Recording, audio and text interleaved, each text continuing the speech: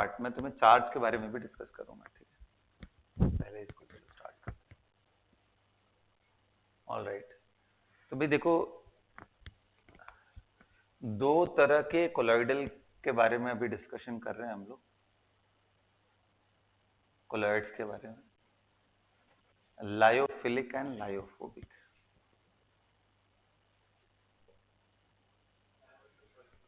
हाँ, लिक्विड, लायो मतलब लिक्विड, मतलब हम इस समय जब बात करते हैं तो हम सॉल के बारे में बात कर रहे हैं।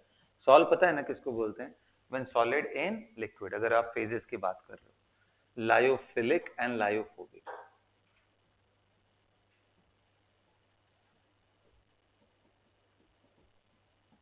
Lyophilic colloids and lyophobic colloids. अब जैसी बात आती है लायोफिलिक, इसका मतलब लिक्विड, एंड जो हमारा कोलॉइडल डायमेंशन वाला जो सोल्यूट पार्टिकल है जिसको हम डिस्पर्स्ड फेज बोलते हैं, उनके बीच में अट्रैक्शन। अब ये कौन से एग्जांपल है जिनमें हो? तो देखो, कोलॉइडल बनाने के लिए particle size is very very important, right. Particle size अगर बड़ा हो, वो चाहे लिक्विड के साथ अच्छा अट्रैक्शन भी कर रहा हो, पार्टिकल साइज अगर एक लेवल से ज्यादा बढ़ गया तो वो कोलॉइड ही बोलेंगे, सोल्यूशन नहीं होगा। उन कैटेगरी में अगर आप देखो तो मिल्क भी एक पार्ट आता है ना। मिल्क को ऐसे जो बच्चा 9th-10th में है, या इनफैक्ट 11 जिसने कोलॉइड नहीं पढ़ रखा है, वो बोलेगा मिल्क एंड एक शुगर सॉल्यूशन में डिफरेंस कहाँ समझ में आ रहा है? मिल्क भी तो सॉल्यूशन की तरह ही दिख रहा है, बाहर से तो होमोजेनियस ही दिख रहा है। ये तो बाहर से देखने की बात नहीं है, अगर आप पार्टिकल्स को देख पाते तो आपको दिखाई देगा कि उसके अंदर डिफरेंट साइजेस के एंड एक रिलेटिवली बहुत बड़ा मॉलिक्यूल इसके अंदर प्रेजेंट है। कौन सा है? प्रोटीन। फैट्स भी होता है, प्रोटीन भी होता है, एंड प्रोटीन आपको पता है ना, लॉन्ग चेन होती है किसकी? अमीनो एसिड की, याद है ना। अमीनो एसिड की हाइड्रोलिसिस कराते हैं, सॉरी, प्रोटीन की हाइड्रोलिसिस कराते हैं तो उसका एंड प्रोडक्ट क्या होता है? Amino acid. तो वही बात मैं कह रहा हूँ कि मिल्क भी एक तरह का क्या है? कोलॉइड। तो इनमें हमें ऐसा पार्ट लेना है लिक्विड लविंग जिनमें हाइड्रोजन बॉन्डिंग हो सके, जिनमें पोलर एंड्स हो। तो उसका सबसे बढ़िया तरीका क्या है? स्टार्च ले लो। स्टार्च लॉन्ग चेन होता है, बहुत बड़ा होता है स्टार्च। स्टार्च में तो दो चीजें होती है, अमाइलोज एंड अमाइलोपेक्टिन, दोनों मिलकर के लंबी चेन होती है ग्लूकोज की। 1,4 एंड 1,6 दोनों तरह के लिंकेज मिलते हैं उसमें। उसमें देखो कितने सारे OH OH है, वाटर में भी H2O में OH है, तो हाइड्रोजन बॉन्डिंग है, तो लिक्विड लविंग हुआ ना। तो स्टार्च का, गम का, राइट, स्टार्च हो गया, गम हो गया, जिलेटिन हो गया,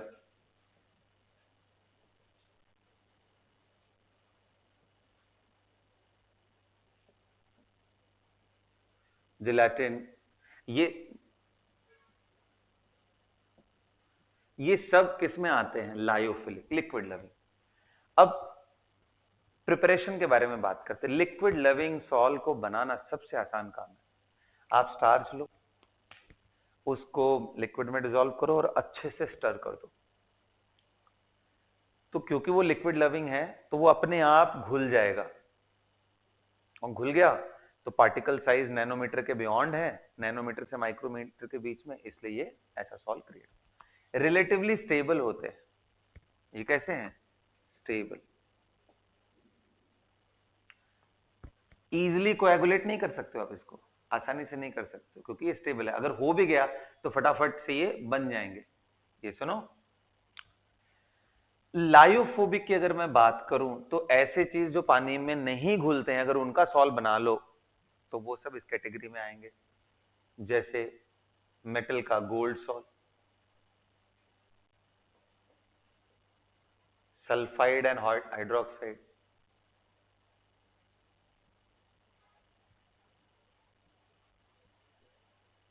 अब भाई कोई हाइड्रोक्साइड का बात करेगा तो ये मत बोल देना कि सोडियम हाइड्रोक्साइड का सॉल्ट, क्योंकि सोडियम हाइड्रोक्साइड तो पानी में सॉल्युबल होता है।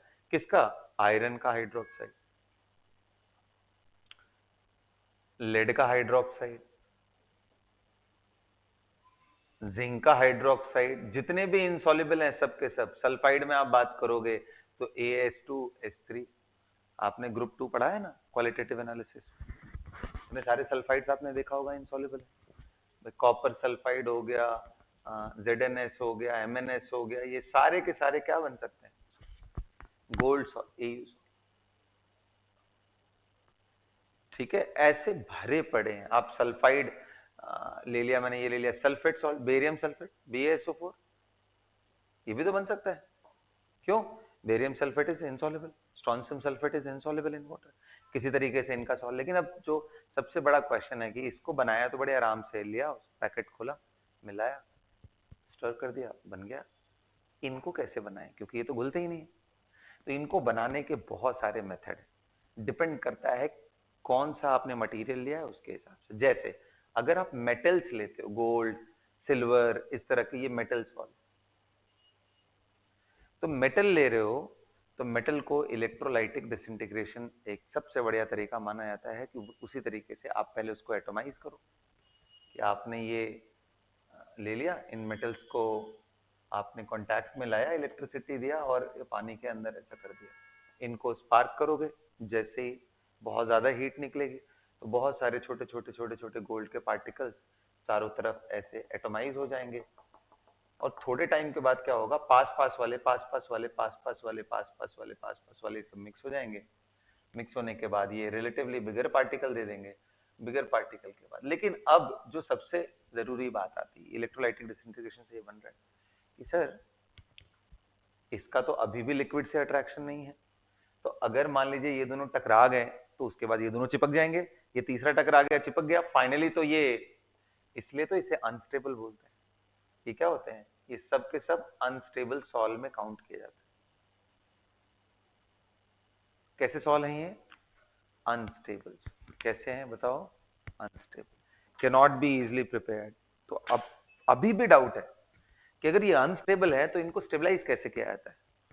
उसके लिए यूजुअली सॉल्यूशन में ये जो पार्टिकल्स हैं, ये कैटायनिक या एनायनिक पार्ट के लिए इनके पास थोड़ी ज्यादा रिलेटिवली, किसी कैटायन के लिए या पर्टिकुलरली किसी नेगेटिव आयन के लिए इनका सरफेस ज्यादा अट्रैक्शन शो करता है।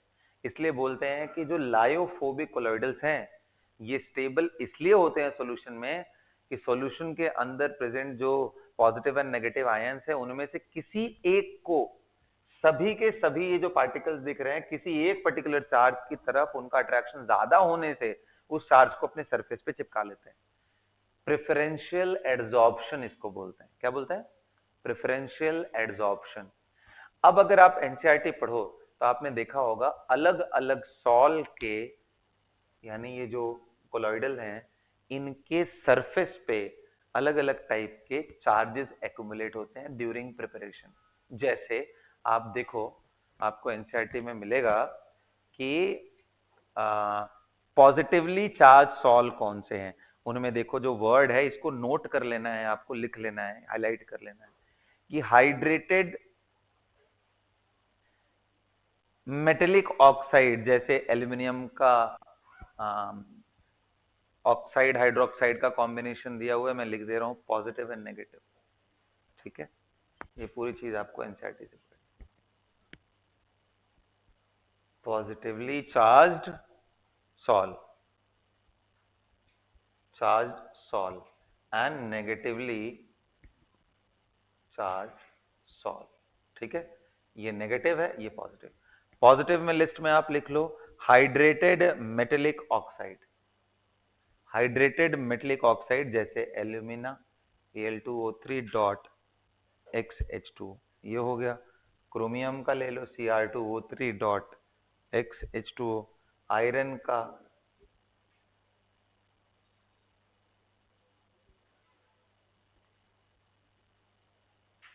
ठीक है बेटा। इनमें कुछ ऑक्साइड्स भी हैं, TiO2, ये ऑक्साइड। ये लिस्ट याद करनी है बाय द वे आपको, ठीक है, इसको अच्छे से दिमाग में बिठा लेना है, ये पूछे जाते हैं एग्जाम में। हीमोग्लोबिन दिया है, बेसिक डाई स्टफ्स दिए हैं, मिथाइलिन ब्लू सॉल दिया हुआ है, बेसिक डाई।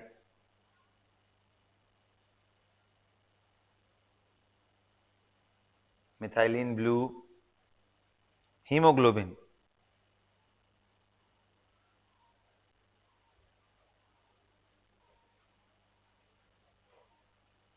ये सब के सब कैसे हैं? पॉजिटिवली चार्ज सॉल है। नेगेटिव में मैं तुम्हें दिखाता हूं कौन कौन से वाले हैं। भाई इनमें हाइड्रोक्साइड को भी आप काउंट कर सकते हो। नेगेटिवली चार्ज में मैं आपको दिखाता हूँ, मेटल, कौन कौन से मेटल, जैसे एग्जाम्पल में है कॉपर, सिल्वर, सारे मेटल नहीं बेटा ना, कॉपर, सिल्वर, गोल्ड, ये सब कैसे हैं, नेगेटिवली, मेटल सॉल्व। ठीक, इसके बाद मेटल के जो सल्फाइड्स हैं,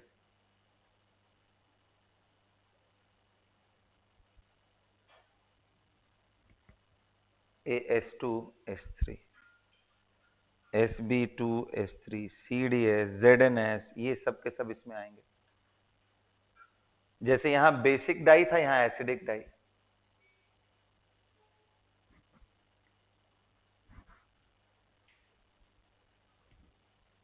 इसमें एनसीईआरटी से पूरा लिस्ट लिख लेना है। एओसिन है, कॉन्गो रेड सॉल, ये भी लिखा हुआ है।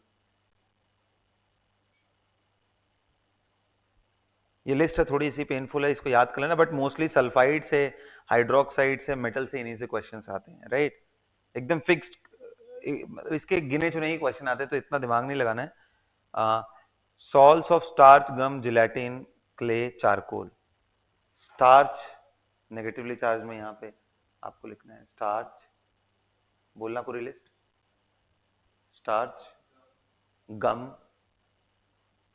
याद है ना, स्टार्च एंड गम, ये सब कहाँ है, लाइफिलिक, हाँ, और clay and charcoal, clay and charcoal, ठीक है, ये सब इधर की तरफ आ रहा है।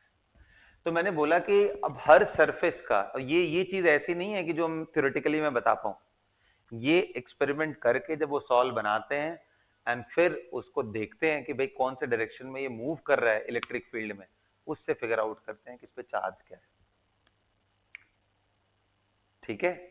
इनके पार्टिकल्स को दिखाया जाता है। एक प्रोसेस होता है इलेक्ट्रोफोरेसिस, नाम सुना है आप लोगों ने, इलेक्ट्रोफोरेसिस। इलेक्ट्रोफोरेसिस में बेसिकली अगर वो मिक्स्ड, मतलब चार्ज पार्टिकल को फिगर आउट करना है, तो जैसे मान लो एक तरफ कैथोड है, एक तरफ एनोड है, और इसको किसी एक पर्टिकुलर मीडियम में लिए हुए हैं कोलॉइडल पार्टिकल्स को, तो इस पे जैसा चार्ज है उस डायरेक्शन में धीरे धीरे मूव करेगा।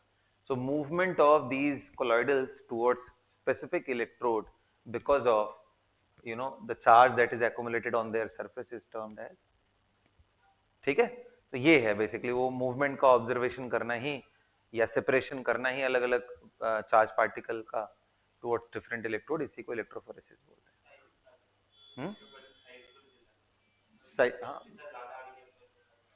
बिल्कुल, वो भी पता चल जाएगा, ठीक है। तो समझ आया बात अब।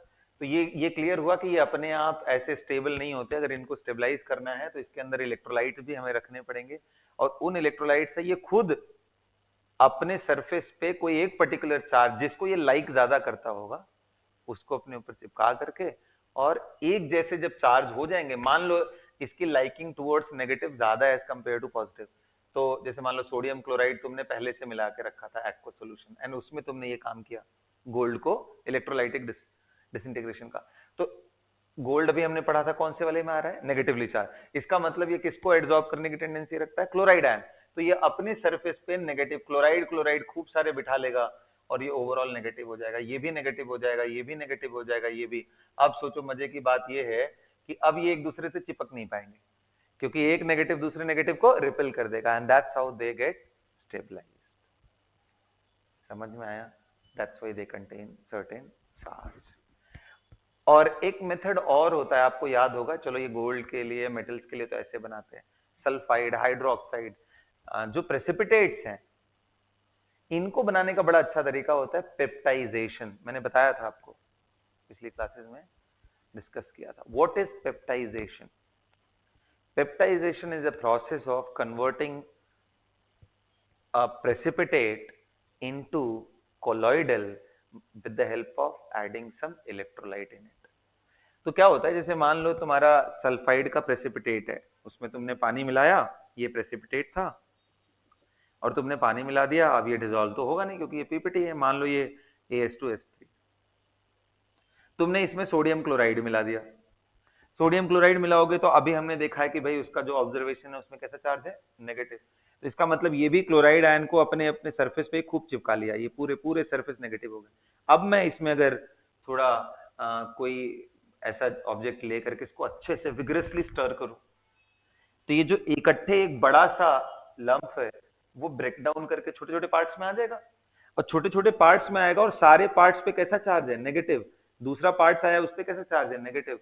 तो ये डिसॉल्व होकर के ऊपर हैंग हो जाएंगे। इसी प्रोसेस को क्या बोलते हैं, पेप्टाइजेशन। क्या बोलते हैं, पेप्टाइजेशन। नाम से बड़ा कंफ्यूजन होता है। Peptization is not precipitation, reverse of precipitation. Precipitate से क्या बना रहे हैं हम। अब लेकिन इसमें एक बड़ा चैलेंज होता है। चैलेंज ये होता है कि आपने नेगेटिव तो चिपका लिया इसके ऊपर, लेकिन यहाँ Na+ भी तो है। सूनर और लेटर ये भी तो जाके उस पर स्ट्राइक कर सकता है, ये भी तो चिपक सकता है, और अगर ये चिपक गया तो ये न्यूट्रलाइज हो जाएगा, फिर से ये प्रेसिपिटेट बन जाएगा, यानी कंबाइन करके नीचे बैठ जाएगा। जैसे इनके बारे में भी आता है, ये बैठ जाते हैं। इसके लिए एक प्रोसेस होता है जिसमें हम इसको रिफाइन करते हैं। याद है आपको, इलेक्ट्रोडायलिसिस। नाम क्या है, इलेक्ट्रोडायलिसिस। और वो ऐसा होता है कि जिसमें मेम्ब्रेन जो होता है वो छोटे आयंस को निकलने देता है। आयंस को ऐसा परमिएबिलिटी रहती है, उसका पोर साइज ऐसा रहता है कि सोडियम आयन, पोटेशियम आयन, ऐसी चीजें बाहर चली जाएं, और जो माइक्रोमीटर के डायमेंशन में हो या फ्यू माइक्रोमीटर के डायमेंशन में हो, वहां जाके चिपक जाए। तो कोलॉइड्स जो होते हैं रिलेटिवली बहुत बड़े पार्टिकल्स होते हैं, और Na+ आयन तो बहुत छोटा है, वो आराम से निकल जाएगा। इलेक्ट्रोलाइट डायलिसिस कराओगे इलेक्ट्रिक फील्ड लगा करके, अरे ऐसा करके एक बैग होता है जिसके अंदर इसको पूरा रखते हैं, और इस तरफ से अलग अलग इलेक्ट्रोड लगा देते हैं, -N+। तो अब मान लो इधर माइनस डाले हो, तो प्लस वाली जो चीजें हैं सोडियम आयन वो इधर से आएंगी और इधर की तरफ निकल जाएंगी। ये पूरा सोल्यूशन, यहाँ से यहाँ तक पूरा सोल्यूशन है। सोडियम निकलता जाएगा, सोडियम, और नेगेटिव आयन यहाँ आकर के बैग पे ही यहीं पे इकट्ठे हो जाएंगे सारे, यानी कोलॉइड से इकट्ठे हो गए। अब जब सोडियम निकल गया ठीक ठाक अमाउंट में, तो अब जो बचा हुआ है इसके अंदर सिर्फ एक ही टाइप का कोलॉइड है, अपोजिट चार्ज इसमें से गायब कर दिए, तो बहुत लंबे टाइम तक ये स्टेबल रह सकता है। That's how we prepare and keep them. समझ में आया। हाँ, अच्छा। अब यहीं पे एक वर्ड आता है जिसको बोलते हैं कोएगुलेशन। क्या बोलते हैं, कोएगुलेशन। कोएगुलेशन क्या है समझेंगे, कोएगुलेशन वैल्यू क्या है समझेंगे, फिर समझेंगे कि कोएगुलेटिंग पावर किन आयंस की कितनी होती है, हमें कैसे क्वेश्चंस उनसे रिलेटेड लगाने, और फिर लास्ट में समझेंगे gold number and this topic will be over. So coagulation किसको बोलते हैं। तो हमारे पास ये जो पार्टिकल्स बन के आए थे नेगेटिवली चार्ज, अगर इनको अपोजिट चार्ज का हम इलेक्ट्रोलाइट दे दें तो ये न्यूट्रलाइज हो जाएंगे। न्यूट्रलाइज होते ही एक दूसरे से चिपकने की टेंडेंसी बन जाएगी और वो प्रेसिपिटेट बन जाएंगे। कोएगुलेशन को तुम प्रेसिपिटेशन ऑफ कोलॉइड समझो। Coagulation means precipitation of colloid. Colloid को कंप्लीटली कोएगुलेट करने के प्रोसेस, मतलब इंटीग्रेट करने के प्रोसेस को ही हम क्या नाम देते हैं, कोएगुलेशन का। अब कोएगुलेशन कैसे किया जा सकता है, बड़ा सिंपल सा बात है। आपको देखना पड़ेगा इन पे प्रेफरेंशियल एड्सॉर्प्शन किस तरह का चीज का हुआ। जैसे मान लो मैंने सल्फाइड ओर लिया, सॉरी सल्फाइड का सॉल्ट, हमें पता है उसके ऊपर कैसा चार्ज आ रहा है, नेगेटिव। तो हम कौन सा चीज इसमें प्रोवाइड करने की कोशिश करेंगे, कैटायन। कैटायन। अब इंटरेस्टिंग चीज ये है कि हम सिर्फ कैटायन कभी प्रोवाइड नहीं कर सकते। भाई हम अगर सोडियम डालेंगे तो क्लोराइड भी आएगा, लेकिन क्योंकि ये खुद नेगेटिव है तो इसको नेगेटिव से और कोई खास मतलब नहीं रहेगा, प्लस को अपने ऊपर चिपका सकता है।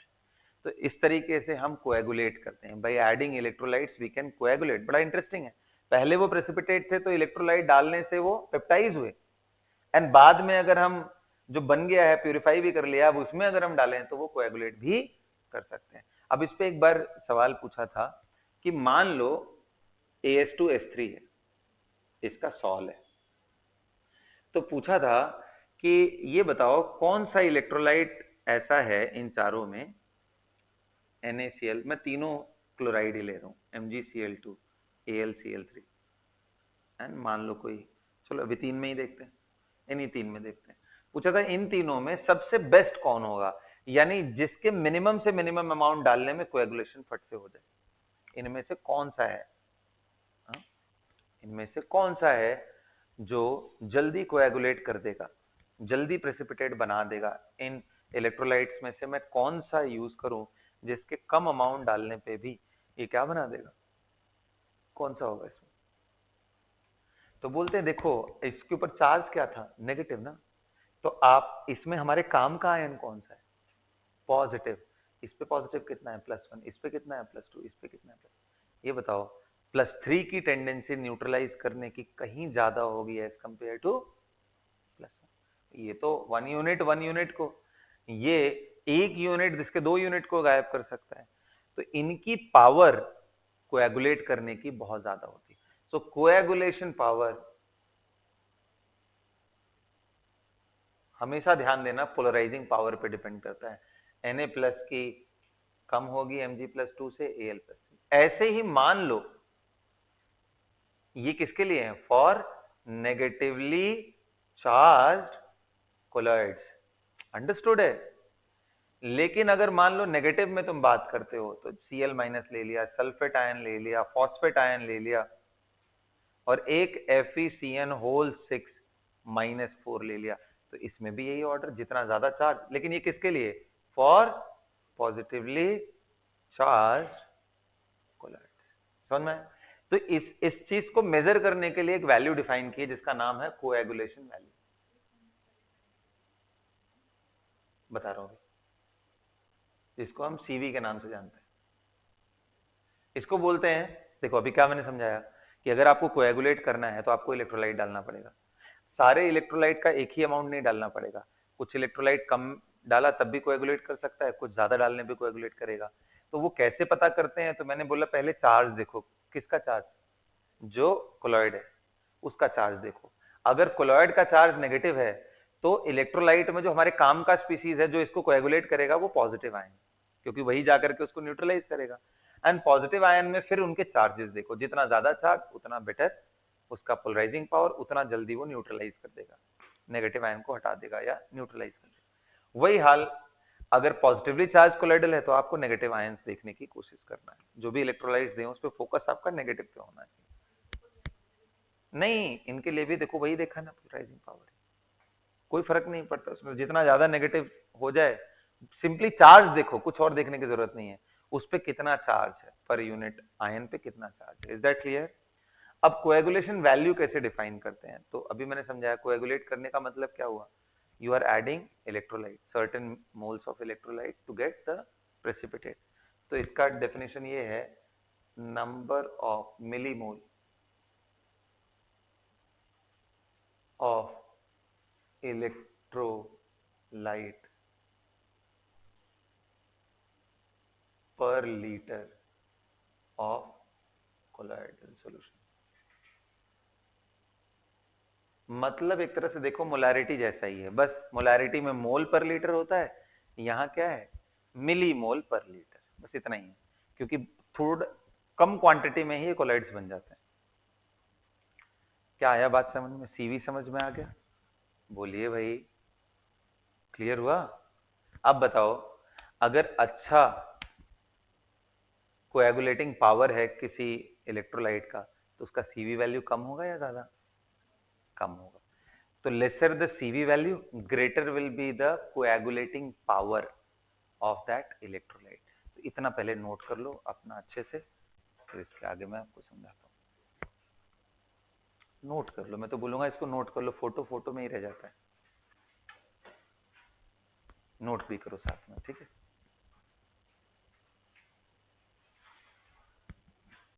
अच्छे से एकदम एक्सप्लेन करके नोट करो।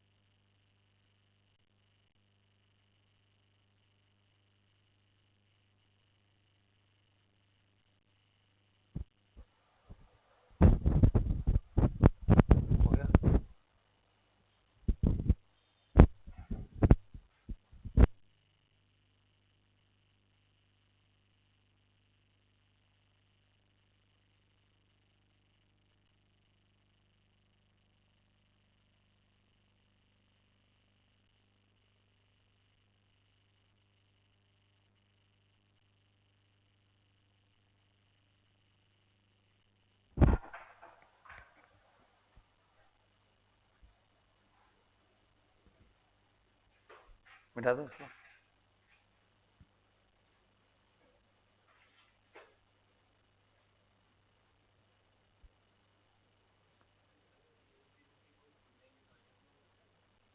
AlCl3 नहीं, AlCl3 पानी के अंदर देख, कोवलेंट तो HCl भी है, H2SO4 भी है, आयोनाइज कर जाता है ना पानी में जाने के बाद, तो इसलिए वो डिसॉल्व होता है। AlCl3 undergo dissociation into ions.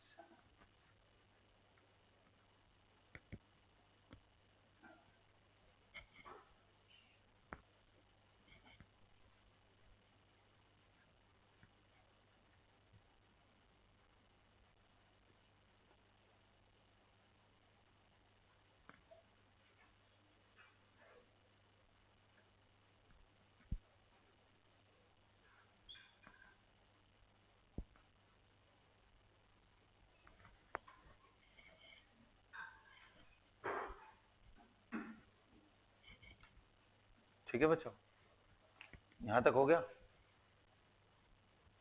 बोलिए।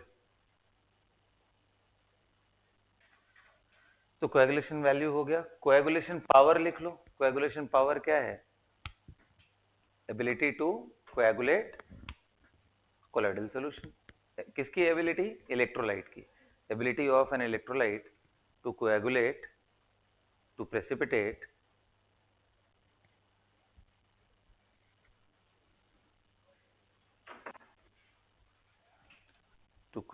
और टू प्रेसिपिटेट। क्या चीज प्रेसिपिटेट करने की बात कर रहा हूं मैं? Colloidal solution, right. अब ये बात, वो जो मैंने कहानी लिखवाई थी लिख लिया ना? For negatively charge solve, look at the positive part of the electrolyte taken. जितना चार्ज उतना ज्यादा उसका पावर, पावर जितना ज्यादा होगा कोएगुलेशन वैल्यू उतनी कम होगी। यहां तक समझ में आ गया? बोलिए। इस पार्ट को भी एक रूल से लिखा हुआ है, कोई दिखाएगा? क्या नाम है बताओ? हाँ, Hardy Schultz rule. Hardy Schultz rule बोलते हैं इसको। देखो उन्होंने क्या लिखा हुआ है एनसीईआरटी में, मैं उनकी लाइन पढ़ के सुनाता हूँ। कहाँ गया? कहाँ लिखा हुआ?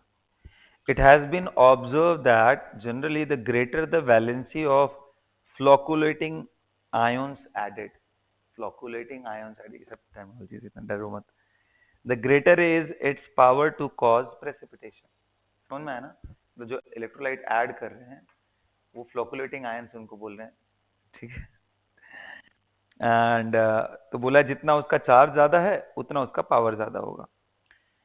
Similarly, in coagulation of a positively charged salt, the flocculating power, flocculating या coagulating एक ही बात है बेटा ना, flocculation यूज करो तो समझ जाना, वो भी coagulate करने की बात कर रहे हैं।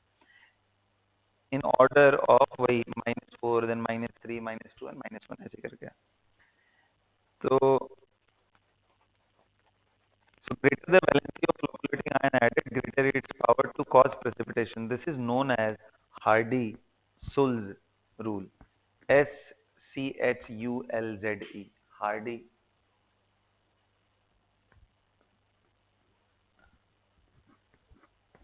इसी को रूल बोलते हैं। Greater the charge on ion, greater will be its polarising, sorry coagulating. आ रहा है बात समझ?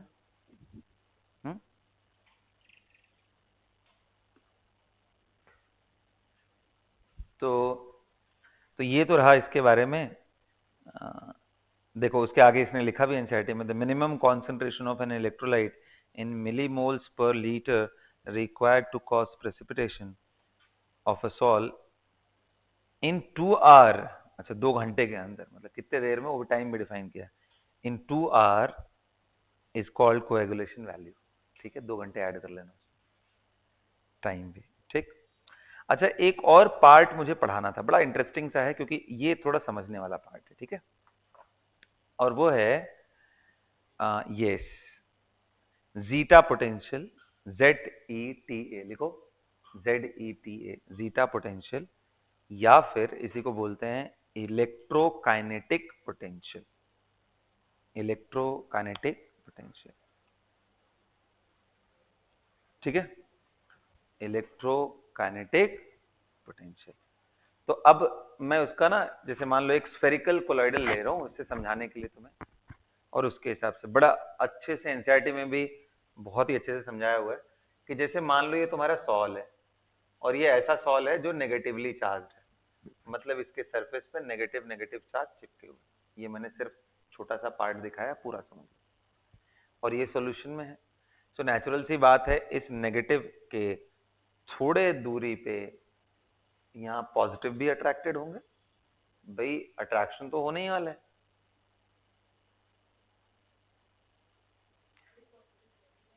हाँ जी, ये नेगेटिव भी इलेक्ट्रोलाइट का ही पार्ट है, पॉजिटिव भी, ठीक है। और उसके बाद मतलब एक लेयर के बाद एक लेयर आती है, इसको बोलते हैं फिक्स्ड लेयर। इनके आयंस बहुत कम ऐसे हैं जो इधर उधर मूव करते हैं, डिस्टेंस है इनके बीच में, साथ में चिपके नहीं हुए हैं। ये चिपका हुआ है, उसके बाद दूसरा, इसके बाद बड़ा प्लस माइनस इस तरह से डिफ्यूज्ड। तो ये जो लेयर है बाद वाली, जिनमें कोई सर्टेनिटी नहीं है चार्जेस की, किसी भी तरीके से रैंडमली डिस्ट्रीब्यूटेड है, इसको बोलते हैं, इधर वाले लेयर को, इस साइड को बोलते हैं डिफ्यूज लेयर। क्योंकि इनमें प्लस माइनस रैंडमली से घूम घाम, इधर वाला भी मोरलेस पास में है, ये भी थोड़ा डिफ्यूज कर सकता है। सबसे स्ट्रांगली हेल्ड कौन सा है? नेगेटिव वाला जो इमीडिएट है, ठीक है।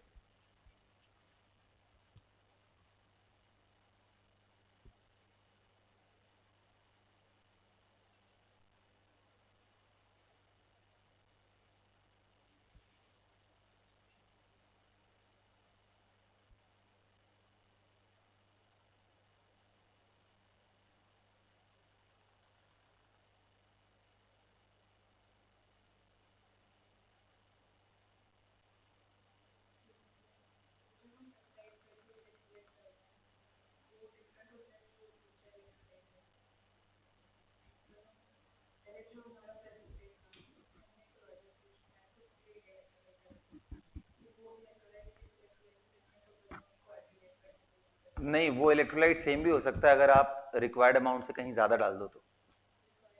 जैसे मान लो तुमने पेप्टाइज करने के लिए कुछ मिलीमोल लिया, अब अगर तुम उसको अनइंटरप्टली और डालते चले गए ना, और ऐड करते चले गए, तो वही कोएगुलेट भी कर सकता है।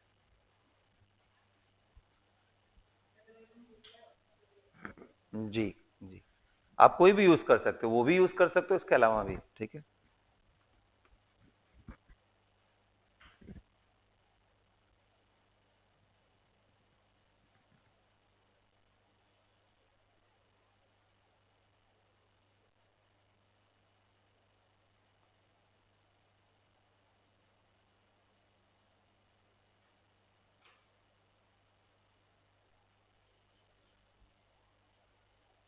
ठीक है बेटा, यहाँ तक समझ में आया सभी को? तो देखो, इसको कुछ वर्ड नाम दिया, उसको भी समझते चलो, उसको पॉइंट आउट करते चलो, उसी हिसाब से हम देखेंगे इनमें पोटेंशियल को कैसे डिफाइन कर रहा है। देखो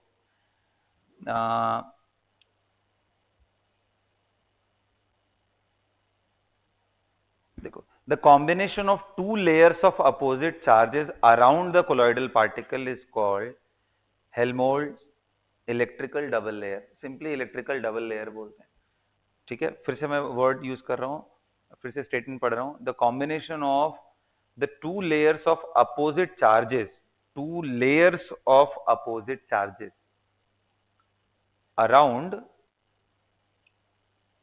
around the colloidal particle is called electrical double layer या Helmholtz electrical double layer, right? According to the modern views, the first layer of ion is firmly held and it is termed as the fixed layer, and the second layer is mobile which is termed as diffuse layer. ये जो diagram में बनाया हुआ है diffuse layer and, ठीक है। इसके बाद लिखा हुआ है कि since separation of charge is a seat potential, the charges of opposite sign on the fixed and diffuse part of the double layer results in difference in potential, and these layers in the same manner in a difference in potential these layers in the same manner as potential difference developed in capacitors. These potential difference between the fixed layer and the diffuse layer of opposite charges is called electrokinetic. अच्छा देखो, NCERT में इसको लिख तो रखा है, मैं थोड़ा सा और फिक्स लेयर में ध्यान देना, इसको नहीं काउंट करते हैं। यहाँ से लेके यहाँ तक को, यहाँ से लेकर के यहाँ तक को, थोड़ा सा डायग्राम में उसने ऐसा लिखा था कि ये कंफ्यूजन हो गया। यहाँ से लेके यहाँ फिक्स लेयर समझ रहे हो ना, जो एकदम चिपका हुआ उसके ऊपर, वो फिक्स्ड है, बाकी सब डिफ्यूज्ड है। हाँ, नेचुरल सी बात है, अगर ये माइनस है तो इसके इमीडिएट बाद जो ज्यादा एसोसिएशन होगा वो किसका होगा? प्लस का। चिपके नहीं हुए हैं, दूर है, लेकिन नंबर्स में वही ज्यादा होंगे। उसके थोड़ा दूर चले जाओगे तो, क्योंकि अब ये प्लस माइनस मोरलेस एक शील्ड की तरह काम कर रहे हैं, तो उधर की तरफ प्लस माइनस कैसे भी होगा। लेकिन क्या ये प्लस हमेशा फिक्स्ड है अपनी जगह पे? नहीं। जैसे ये माइनस वाला अपनी जगह पे फिक्स्ड है, क्योंकि ये चिपक गया है, ये सॉलिड सरफेस था, यही चिपक गया, ये नहीं घूमेगा। लेकिन ये प्लस अभी यहाँ है तो घूम करके सॉल्यूशन में आ सकता है, कोई दूसरा प्लस इसकी जगह आ सकता है, इसलिए इसको नाम क्या दिया? Diffuse layer. ये जो दो लेयर बनी हुई है, नहीं नहीं नहीं नहीं माना है, एक बार तुम देखो ध्यान से, नहीं डायग्राम को नहीं देखो, आगे पढ़ो तो तुम्हें आइडिया लगेगा। आगे पढ़ते जाओगे स्टेटमेंट, मुझे भी यही लग रहा था बट ऐसा नहीं है, ठीक है। तो इनमें और इनमें ये पूरे लेयर को डिफ्यूज लेयर बोला। डिफ्यूज लेयर समझ रहे हो ना, क्यों? क्योंकि जहां पे आयंस फिक्स ना हो, तो अब आयंस फिक्स होने का मतलब ये नहीं है कि यहाँ प्लस ना हो, इसका मतलब ये है कि ये प्लस यहाँ से घूम भी सकता हो, ये माइनस यहाँ से नहीं घूम सकता, ये प्लस घूम सकता है, ठीक है। समझ में आ गया ना? यहाँ तक क्लियर है? वही मतलब है जो मैं समझा रहा हूँ। तो इनके बीच का जो पोटेंशियल डिफरेंस क्रिएट होता है, जैसे कैपेसिटर्स में नहीं होता, यहाँ प्लस प्लस प्लस प्लस रखा, यहाँ माइनस माइनस माइनस, इनके बीच में तुम्हें पता है पोटेंशियल डिफरेंस कैसे निकालते हैं। वैसे ही इनके बीच में जो पोटेंशियल डिफरेंस होता है उसी को इलेक्ट्रो, क्या नाम दिया है? इलेक्ट्रोकाइनेटिक पोटेंशियल, या इसी को जीटा पोटेंशियल बोलते हैं। तो लिखो, जीटा पोटेंशियल और electrokinetic potential is the potential difference between the double layer formed, that is potential difference between oppositely charged fixed layer and diffuse layer, ठीक है, fixed layer and diffuse layer।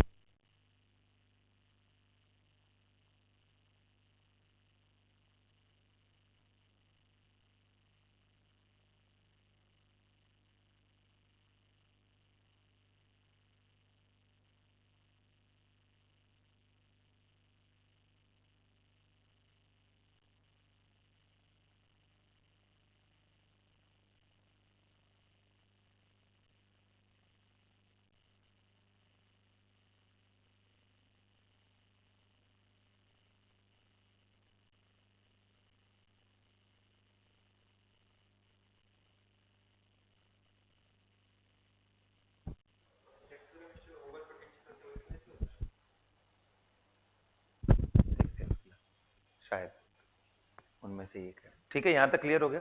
अब देखो, तो रहेगा ना, अरे डिफ्यूज होने का ये मतलब है सिर्फ कि ये पॉजिटिव आयन यहां से घूम करके कहीं और उसके जगह फिर कोई दूसरा पॉजिटिव आयन लेगा, तो इन अ वे दो लेयर बन गया ना। तो उनके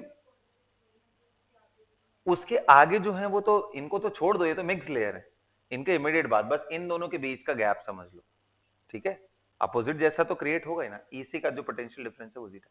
अच्छा एक बात बताओ, मैं अगर एक स्टेटमेंट बोलूं तो उसको जस्टिफाई करो कि जीटा पोटेंशियल जितना ज्यादा होगा उतना फर्मली हेल्ड नेगेटिव आयंस है इसके पास, उतने ज्यादा नेगेटिव आयंस है, क्या ये जो कोलॉइडल सॉल्यूशन है वो और ज्यादा स्टेबल होगा? So answer is yes. तो जितना ज्यादा जीटा पोटेंशियल हो उतना ज्यादा कोलॉइडल सॉल्यूशन स्टेबल होता है, ठीक है। तो इलेक्ट्रिकल डबल लेयर का जो पोटेंशियल डिफरेंस जितना ज्यादा होगा वो उतना ज्यादा स्टेबल होता है। तो एक बार क्वेश्चन आया था, सिंपली इसमें यही पूछा था कि बताओ भाई कोलॉइडल को स्टेबलाइज करने वाले फैक्टर्स क्या क्या होते हैं। तो एक तो मैंने आपको समझाया कि लायोफोबिक कोलॉइडल में प्रेफरेंशियल एडसॉर्प्शन होता है, जिसकी वजह से सब लाइक चार्जेस हो जाते हैं, इसलिए चिपकते नहीं है, वो एक रीजन। दूसरा उसने जीटा पोटेंशियल का भी मेंशन किया था, तो दोनों ही आंसर करेक्ट होंगे, ध्यान रहेगा ना ये बात। तो जीटा पोटेंशियल भी और प्रेफरेंशियल एडसॉर्प्शन भी, ठीक है बच्चों, यहाँ तक क्लियर हो गया? ओके जी, चलिए बहुत अच्छी बात है। तो हमने हार्डी सुल्ज रूल भी देख लिया, ये भी देख लिया। अब बिल्कुल आखिर में आते हैं हम लोग और पढ़ते हैं क्या चीज, बोलिए। हाँ, नहीं, इमल्शन तो पढ़ा ही दिया था ना, water in oil, oil in water. Emulsion को एक बार एनसीईआरटी से रीड कर लेना तुम लोग। मैं अभी तुम लोग को जो पढ़ा रहा हूँ वो है पार्ट कौन सा, गोल्ड नंबर। समझते हैं क्या होता है, इस पे भी क्वेश्चन एग्जाम में आते हैं, गोल्ड नंबर क्या होता है।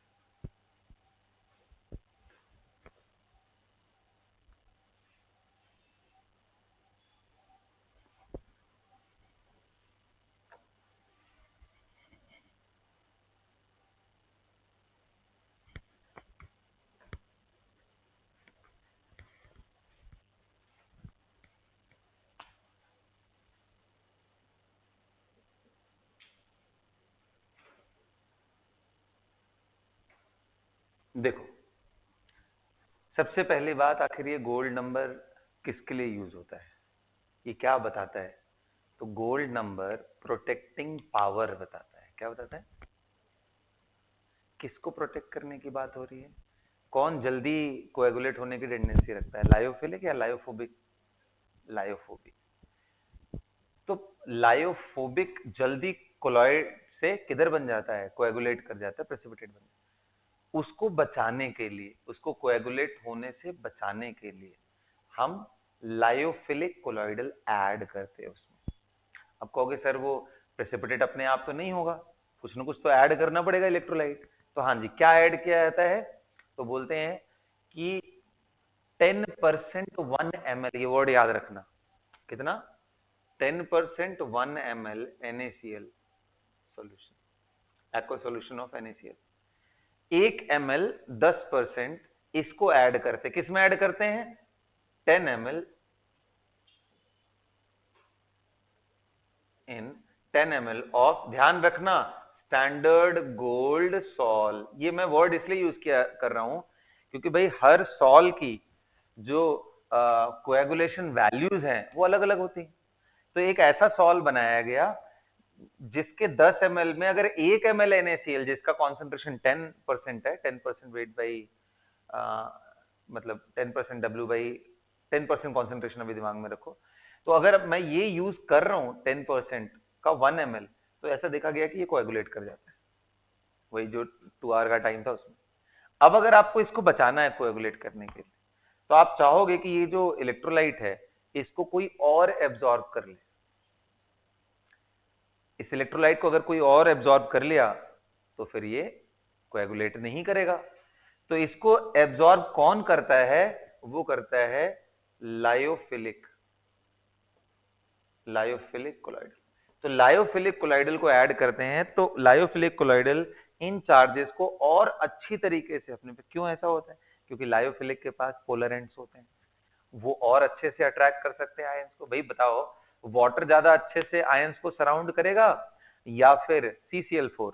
ऑफ कोर्स वाटर, क्योंकि वो पोलर प्रोटिक है, और बाकी तो नहीं। तो इस वजह से लायोफिलिक इन आयंस को अपने ऊपर चिपका लेते हैं। जब चिपका लेंगे तो ये प्रेसिपिटेट नहीं करेगा। तो gold number refers to the protecting power of, किसका? कौन सा? Lyophilic colloidal. लिखो ये बात, gold number refers to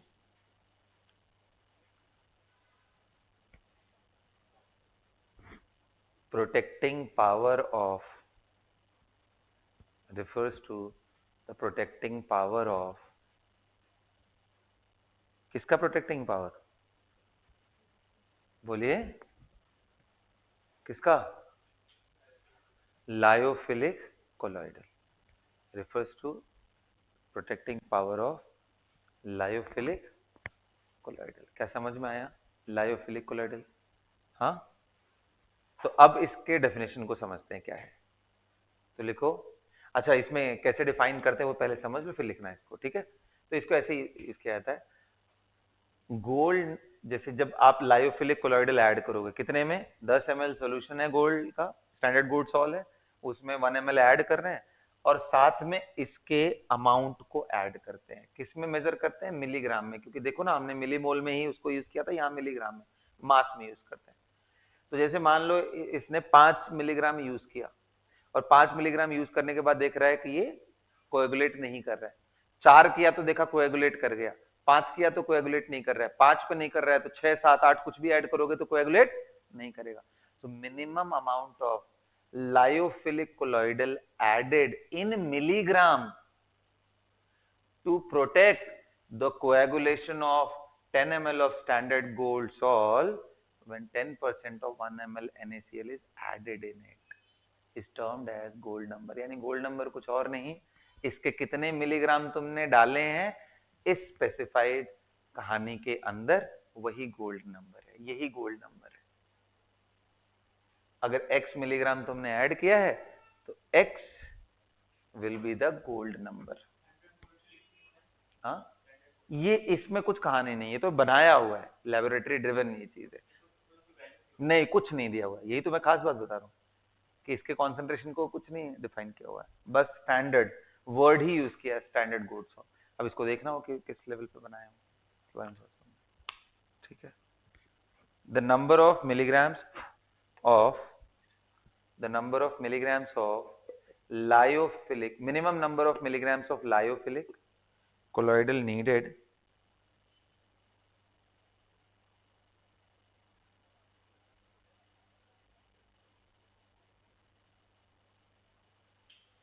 to what? Protect the coagulation of 10 ml of standard gold salt from 1 ml of 10% NaCl solution, 1% of 10 ml NaCl electrolyte।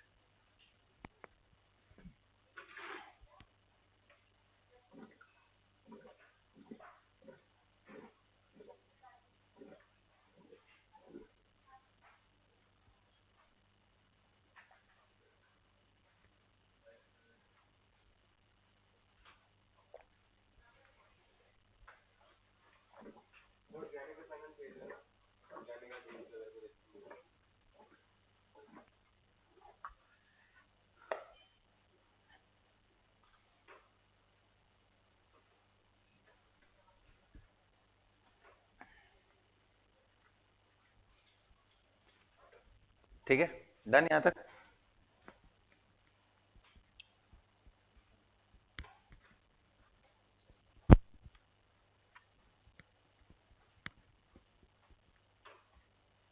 आगे बात समझ में, तो यही गोल्ड नंबर है। अच्छा, गोल्ड नंबर जितना ज्यादा हुआ, लायोफिलिक कोलॉइडल का प्रोटेक्टिंग पावर ज्यादा होगा या कम होगा? कम होगा ना, ये बात लिख सकते हो, more the gold number less will be the protecting power।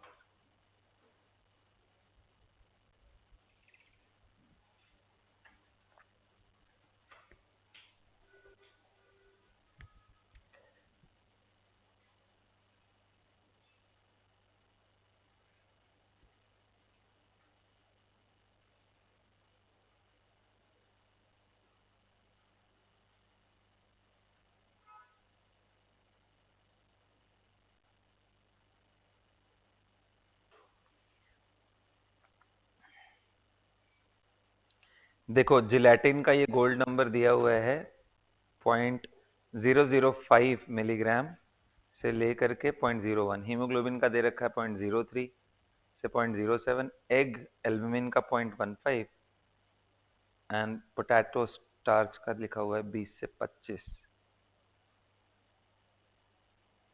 ठीक है, तो यानी सबसे कम किसका है? जिलेटिन का है सबसे कम। तो ये वैल्यूज होते हैं सबके अलग अलग।